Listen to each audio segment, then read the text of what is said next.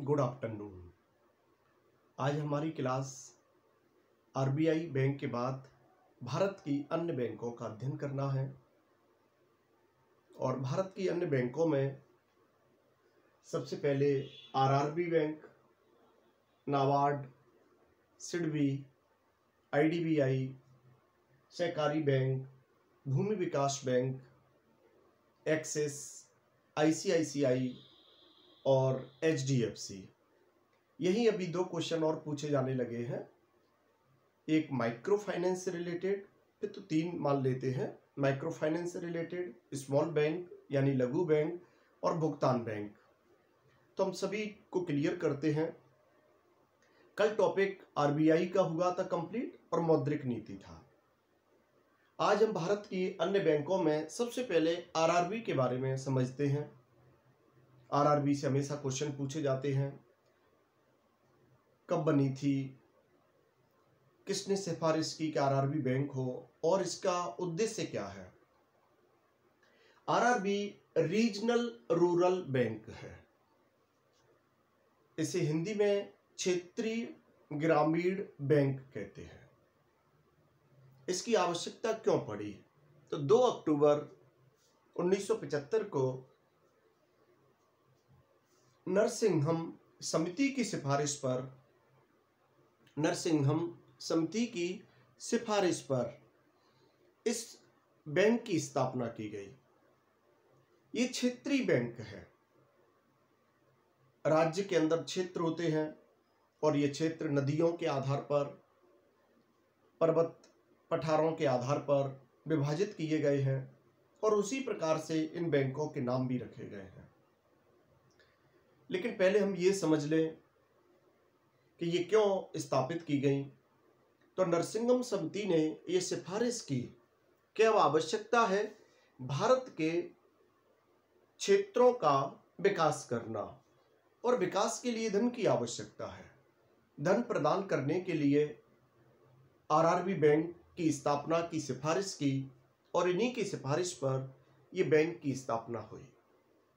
ये बैंक ग्रामीण क्षेत्र में कृषि से संबंधित या लघु उद्योगों से संबंधित या बैंक की लेन देन से संबंधित सुविधाएं प्रदान करती है। जब ये क्षेत्रीय ग्रामीण बैंक बनी तो भारत के 4 राज्यों में और उनके 5 क्षेत्रों या जिलों में ये बैंक स्थापित हुई। सबसे पहले हरियाणा के भिवानी, राजस्थान के जयपुर, पश्चिम बंगाल के मालदा, उत्तर प्रदेश के गोरखपुर और मुरादाबाद। ये फैक्ट है, याद रखना आवश्यक है। 4 राज्यों के 5 स्थानों पर यह बैंक की स्थापना हुई। हमारे मध्य प्रदेश राज्य में भी चंबल क्षेत्रीय ग्रामीण बैंक, मालवा क्षेत्रीय ग्रामीण बैंक, नर्मदा क्षेत्रीय ग्रामीण बैंक ठीक उसी प्रकार से हैं जैसे यहाँ है। उत्तर प्रदेश में भी काशी गोमती ग्रामीण बैंक, ठीक ऐसे ही बैंकों की स्थापनाएं प्रारंभ हुई। लेकिन भारत में सिक्किम और गोवा 2 ऐसे राज्य हैं जहां क्षेत्रीय ग्रामीण बैंक स्थापना नहीं हुई। ये क्वेश्चन पूछा जाता है। लेकिन ये क्षेत्रीय ग्रामीण बैंक अधिक सफल नहीं हो पाई।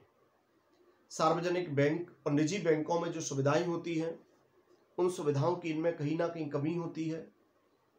लोगों को विश्वास भी कम होता है और कहीं ना कहीं ये बैंक घाटे में भी चलती है, सहकारी बैंकों की तरह। इसीलिए भारत सरकार ने अब इन बैंकों पर नई शाखा खोलने के लिए, नई बैंक खोलने के लिए सरकार ने इस पर रोक लगा दी है। यानी अब भारत में जितनी क्षेत्रीय ग्रामीण बैंक है वही बैंक कार्य करेंगे। इन क्षेत्रीय ग्रामीण बैंकों को ऋण की आवश्यकता होती है, तो क्षेत्रीय ग्रामीण बैंकों को ऋण प्रदान नाबार्ड करती है। हम नाबार्ड से समझते हैं कि नाबार्ड कैसी बैंक है, कब स्थापना हुई। नाबार्ड एमपीपीएससी में क्वेश्चन पूछा गया था, इसकी फुल फॉर्म। तो NABARD national bank for agricultural rural development, यानी राष्ट्रीय कृषि ग्रामीण विकास बैंक है। इसकी सिफारिश शिवरमन समिति ने की। ये भी अक्सर क्वेश्चन पूछा जाता है, आरपीएससी में भी आया हुआ है। सभी जगह ये क्वेश्चन पूछे जाते हैं। शिवरमन समिति ने सिफारिश की कि भारत में एक कृषि और ग्रामीण दोनों विकास के लिए एक बैंक की स्थापना की जाए।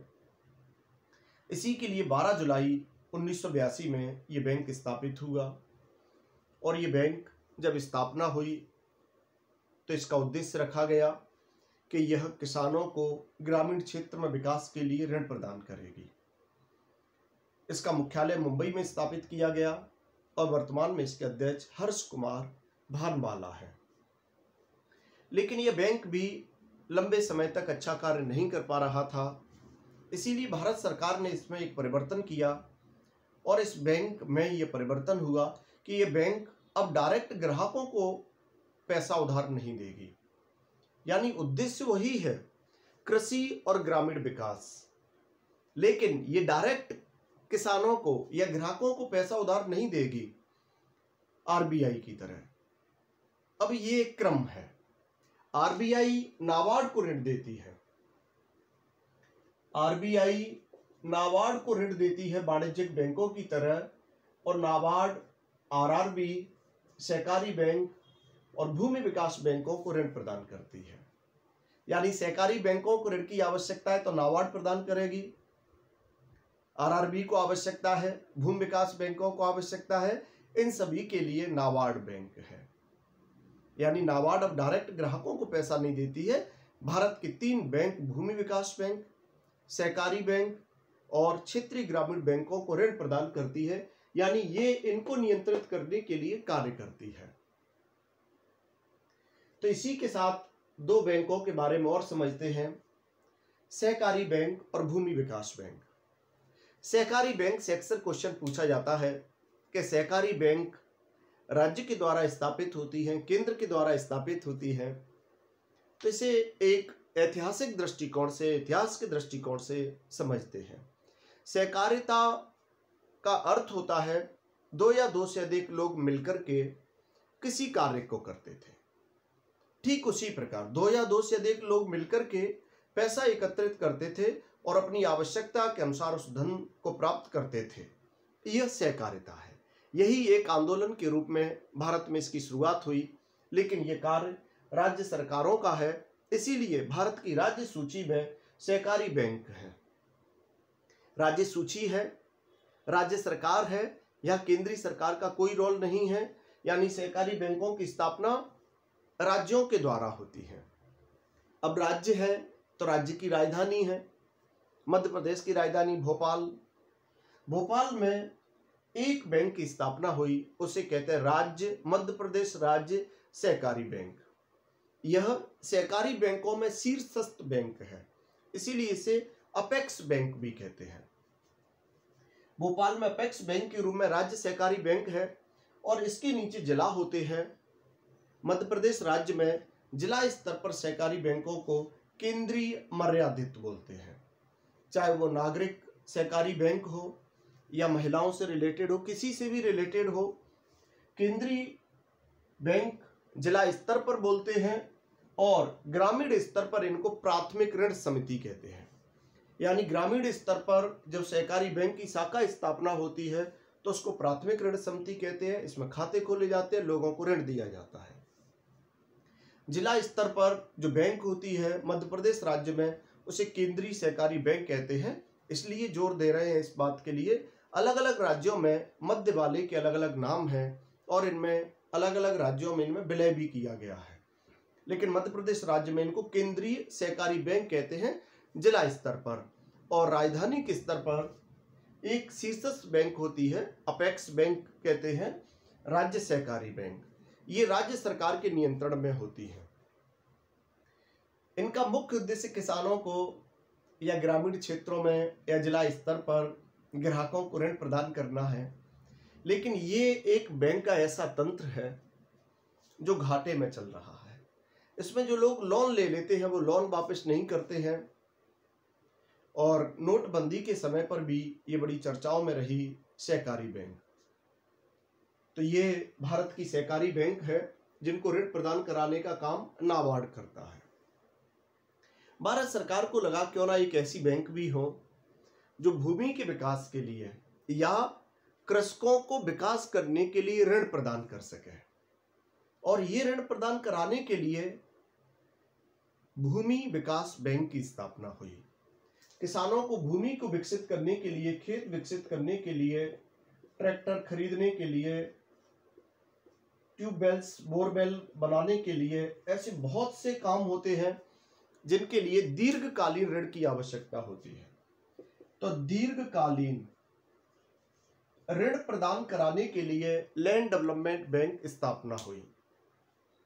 और ये भूमि विकास बैंक किसानों को ऋण देती है जमीन खरीदने के लिए, जमीन में सुधार करने के लिए, ट्रैक्टर खरीदने के लिए, बोरवेल लगाने के लिए। ऐसी बहुत से संसाधन हैं जो भूमि विकास के लिए आवश्यक होते हैं। और इस भूमि विकास की आवश्यकता की पूर्ति के लिए दीर्घकालीन ऋण प्रदान करने वाली बैंक है भूमि विकास बैंक। लेकिन इन्हें भी धन की आवश्यकता है तो इन्हें भी धन नाबार्ड प्रदान करती है। तो ये आरआरबी, नाबार्ड, सहकारी बैंक, भूमि विकास बैंक ये आपस में संबंधित हैं और ये तीनों की तीनों नाबार्ड से संबंधित हैं। उद्योगों के कारण दो बैंक हमेशा चर्चाओं में रहती है, एक सिडबी और एक आईडीबीआई। इन दोनों को समझते हैं। इस समय बड़ी चर्चाओं का ये विषय है। भारत सरकार ने जो 20 लाख करोड़ का पैकेज दिया है उसमें सिडबी का बड़ा योगदान है। सिडबी स्मॉल इंडस्ट्री, उद्योगों के बारे में निवेश के आधार पर समझा था। सूक्ष्म उद्योग, लघु उद्योग, मध्यम उद्योग और बड़े उद्योग। स्मॉल इंडस्ट्रीज यानी लघु उद्योग डेवलपमेंट बैंक ऑफ इंडिया। 1990 में इसकी स्थापना की गई और इसका हेड ऑफिस लखनऊ में स्थापित किया गया। ये भी अक्सर क्वेश्चन आता है, सिडबी का मुख्यालय कहाँ है? तो अधिकांशतः बैंकों के मुख्यालय मुंबई में है, लेकिन सिडबी का मुख्यालय मुंबई में नहीं, लखनऊ में है। कब स्थापित हुआ? तो 1990 में स्थापित हुआ। तीसरा क्वेश्चन पूछा जाता है, ये किन्हें ऋण प्रदान करती है? तो ये भारत के सूक्ष्म और लघु उद्योगों को ऋण प्रदान करती है।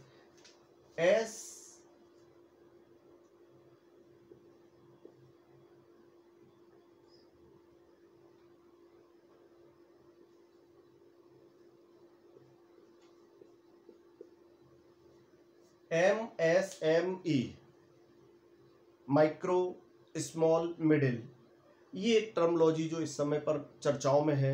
बैंक ऋण प्रदान करेंगी, बैंक ऋण प्रदान करेंगी, तो वो यही है। सिडबी अन्य बैंकों को ऋण प्रदान करेगी। तो यहां जो बैंक हैं, जो उद्योग हैं, लघु उद्योग, वो डायरेक्ट बैंकों से ऋण ले सकते हैं या सिडबी से ले सकते हैं। लेकिन सिडबी इस ऋण के लिए भारत के सभी बैंकों को नियंत्रित कर देगी। जब इनसे संबंधित ऋण सिडबी के माध्यम से लिया जाएगा या जितनी बैंक ऋण प्रदान करेंगी उसकी गाइडलाइन सिडबी के द्वारा ही नियंत्रित होगी। IDBI, industrial development bank of India, इन दोनों को, सिडबी और आईडीबीआई को एक ही साथ पढ़ना चाहिए। इसकी स्थापना 1964 में हुई। इसका मुख्यालय मुंबई में है। इंडस्ट्रियल डेवलपमेंट, तो पहले ये उद्योगों को विकास के लिए ऋण देता था। अभी हाल ही में इससे संबंधित दो बड़े सुधार हुए हैं। पहला, जैसी सिडबी की स्थापना हुई उसके बाद आईडीबीआई के कार्यों में बदलाव किया गया। ये भारत के मध्यम, मिडिल और लार्ज, बड़े उद्योगों को ऋण प्रदान करता है। दूसरा, हाल ही में जो आईडीबीआई बैंक है ये केवल उद्योगों को नहीं बल्कि अन्य बैंकों की तरह आईडीबीआई ने अपनी शाखाएं भारत के शहरों में स्थापित की हैं, जहां ग्राहक अपना खाता खोल सकते हैं, एटीएम से पैसा निकाल सकते हैं। जिस प्रकार एसबीआई से, उसी प्रकार आईडीबीआई भी अपना कार्य कर रही है। यानी ये उद्योगों के साथ साथ ग्राहकों से संबंधित भी आज बैंक की सेवाएं दे रही है। ये सभी सरकारी बैंक हैं। लेकिन अब हम 3 निजी क्षेत्र के बैंकों का अध्ययन करते हैं और 3 निजी क्षेत्र की बैंकों में एक्सिस बैंक, आईसीआईसीआई, एचडीएफसी और इन तीनों में सभी टाइप से जितने क्वेश्चन पूछे जाते हैं वो लेते हैं। सबसे पहले एक्सिस बैंक, क्योंकि इस समय हिंदुस्तान में निजी क्षेत्र के बैंकों में एक जीके की तरह, करंट की तरह क्वेश्चन पूछा जाता है कि सबसे ज्यादा एटीएम कौन से बैंक के हैं। तो सार्वजनिक बैंकों में, राष्ट्रीयकृत बैंकों में एसबीआई के सबसे अधिक एटीएम है, तो वहीं निजी क्षेत्र के बैंकों में सबसे अधिक एक्सिस के हैं। भारत में पहले एक यूटीआई बैंक थी, union trust bank of India. इसके बाद 1993 में इसका नाम बदलकर एक्सिस बैंक कर दिया गया और एक्सिस बैंक निजी क्षेत्र की बैंक है। इसका मुख्यालय 100% याद रखना है, क्योंकि ज़्यादातर बैंकों के मुख्यालय मुंबई में है, सिडबी का लखनऊ में था और एक्सिस बैंक का मुख्यालय अहमदाबाद में है। इसकी प्रमुख शिखा शर्मा है। ये भी एक क्वेश्चन पूछा जाता है, इनके प्रमुख या सीईओ, चीफ एग्जीक्यूटिव ऑफिसर। तो अध्यक्ष या चेयरपर्सन एक्सिस बैंक की शिखा शर्मा है। आईसीआईसीआई, इसकी फुल फॉर्म भी पूछी जाती है नाबार्ड की तरह। Industrial credit, industrial credit investment corporation of India. नाम से ही क्लियर है कि ये बैंक किसके लिए स्थापना हुई। तो 1955 में जब इसकी स्थापना हुई तो इसका उद्देश्य था उद्योगों से संबंधित ऋण प्रदान करना और निवेश प्राप्त करना। यानी निवेश प्राप्त करने के लिए जो लोग धन लगाना चाहते हैं वो इसके माध्यम से उद्योगों में निवेश कर सकते हैं और उद्योगों को इससे ऋण प्राप्त होता था। इसी के लिए बैंक की स्थापना हुई। इसका मुख्यालय मुंबई में है। लेकिन आईडीबीआई की तरह आईसीआईसी बैंक भी आज ग्राहकों को ऋण प्रदान करती है, जिस प्रकार एसबीआई प्रदान करती है। तो ये दो बदलाव हुए। आईसीआईसी भी उद्योगों के लिए स्थापित हुई, लेकिन आज ग्राहकों को ऋण देती है। उद्योगों को तो देती ही है, ग्राहकों को भी है। ठीक उसी प्रकार आईडीबीआई ने भी अपना एक कार्य बदला। आईसीआईसीआई की जो प्रमुख थी वो चंदा कोचर। ये बड़ी चर्चाओं में विषय रहा। चंदा कोचर वो भारतीय महिलाएं थी, भारतीय महिला थी जो हमेशा अंतर्राष्ट्रीय स्तर पर भारतीय महिला से संबंधित फॉर्च्यून पत्रिका, फोर्स पत्रिका से रिलेटेड कोई भी लिस्ट आती थी तो उसमें चंदा कोचर का नाम प्रथम होता था। लेकिन चंदा कोचर के पति दीपक कोचर, जिन्होंने एक रिश्वत के रूप में किसी को लोन दिलाया और उससे रिश्वत प्राप्त की, जिसके कारण जांच हुई और चंदा कोचर को अपने पद से इस्तीफा देना पड़ा। इसीलिए ये करंट का क्वेश्चन भी बनता है कि चंदा कोचर किस बैंक से संबंधित है? आईसीआईसीआई से। क्यों है? तो बैंक से संबंधित घोटाले के लिए। भारत का निजी क्षेत्र का इस समय सबसे बड़ा बैंक एचडीएफसी है। इससे पहले आईसीआईसीआई था। ये तो ग्राहकों पर, काम पर डिपेंड करता है, समय के साथ साथ इनमें परिवर्तन होते रहते हैं। एचडीएफसी बैंक भारत सरकार का एक बैंक है। NHB, national housing bank. ठीक उसी प्रकार ये बैंक इसीलिए स्थापित हुआ, निजी क्षेत्र का है। Housing development finance corporation, housing development finance corporation, HDFC. 1977 में इसकी स्थापना हुई। इसका मुख्यालय मुंबई में है और वर्तमान में इसके प्रमुख दीपक पारेख हैं। अब ये बैंक क्यों चर्चाओं में है? तो ये वर्तमान में निजी क्षेत्र का सबसे बड़ा बैंक है।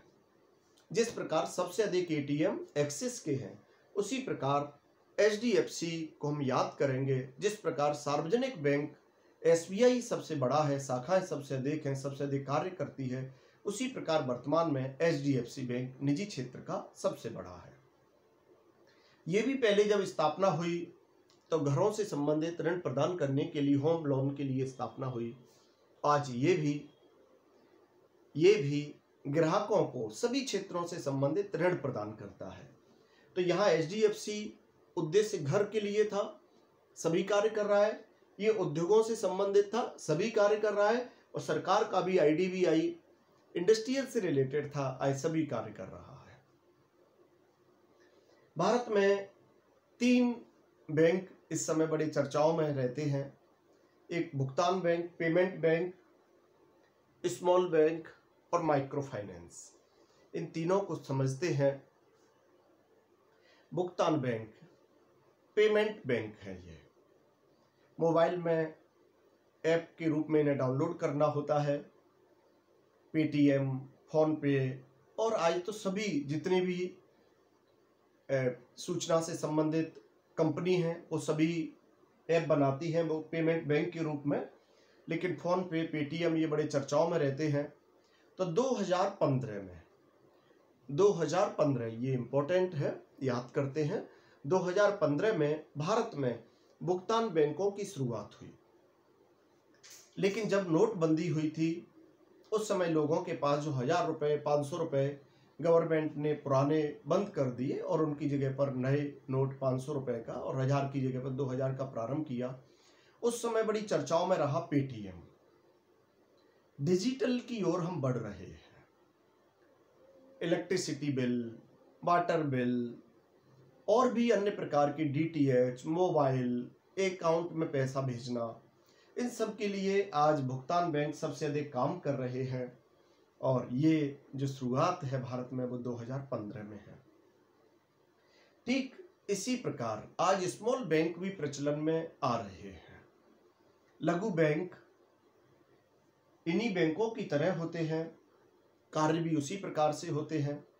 लेकिन आज भारत में ये स्थापित हैं और इनकी शुरुआत भी 2015 में हुई। दिशा के नाम से बंगलुरु में इसका बैंक है। ऐसे बहुत से लघु स्मॉल बैंक हैं। उसके बाद सूक्ष्म वित्त संस्थान, इसके लिए भारत सरकार की एक योजना है, मुद्रा योजना। Micro units development refinance agency, उसी की तरह हम ये सूक्ष्म वित्त संस्थानों को समझते हैं। जैसे भारत के शहरी क्षेत्र और ग्रामीण क्षेत्र दोनों में ही सेठ, साहूकार या महाजन या गांव में जो भी धनवान व्यक्ति होता था वो लोगों को उधार देता था। सरकार को लगा क्यों ना इस काम को व्यवस्थित किया जाए और इसी व्यवस्था के अंतर्गत भारत में सूक्ष्म वित्त संस्थानों की स्थापना हुई। ठीक उसी प्रकार जैसे ग्रामीण क्षेत्रों में, शहरी क्षेत्रों में जो सेठ, साहूकार हैं, महाजन हैं, वह किसी न किसी रूप में सिक्योरिटी रखते हैं, चाहे वो आभूषण हो, जमीन हो, मकान हो, और लोगों को उधार देते हैं निश्चित दर पर। ठीक उसी प्रकार उस काम को संस्थागत तरीके से जब किया जाता है तब उसे सूक्ष्म वित्त संस्थान कहते हैं। मुथूट फाइनेंस, इसका नाम सभी लोगों ने सुना होगा। मुथूट फाइनेंस बड़ी चर्चाओं में रहता है। टीवी पर ऐड भी इसका बहुत आता है। सभी शहरों में इसकी सूक्ष्म वित्त संस्थान है। ठीक उसी प्रकार जैसे महाजनों से उधार लेते हैं उसी प्रकार इन बैंकों से, सूक्ष्म वित्त संस्थानों से ऋण प्राप्त होता है। लेकिन समस्या इन सूक्ष्म वित्त संस्थानों की ये थी कि इन्होंने तो ऋण दे दिया, सहकारी बैंक नाबार्ड से लेते हैं, भारत के वाणिज्यिक बैंक उधार RBI से लेते हैं, लेकिन इन बैंकों को ऋण कैसे प्रदान किया जाए? तो भारत सरकार ने एक योजना स्टार्ट की, मुद्रा योजना। माइक्रो यूनिट्स, सूक्ष्म संस्थान है, ये सूक्ष्म इकाई है। Micro units development refinance agency. Refinance का अर्थ है इस योजना के अंतर्गत सूक्ष्म वित्त संस्थानों को ऋण प्राप्त होगा और ये सूक्ष्म वित्त संस्थान अपने ग्राहकों को ऋण प्रदान करेंगे। तो यहाँ जो बैंक के बारे में अध्ययन करना है वो बैंक का टॉपिक होता है यहाँ पूरा। लेकिन बैंक का टॉपिक पूरा करने के लिए एक टॉपिक और पढ़ना है, उसे कहते हैं बैंक सुधार, भारत में बैंकिंग सुधार। तो इससे संबंधित वीडियो अगली क्लास में बनाते हैं। जय हिंद, जय भारत।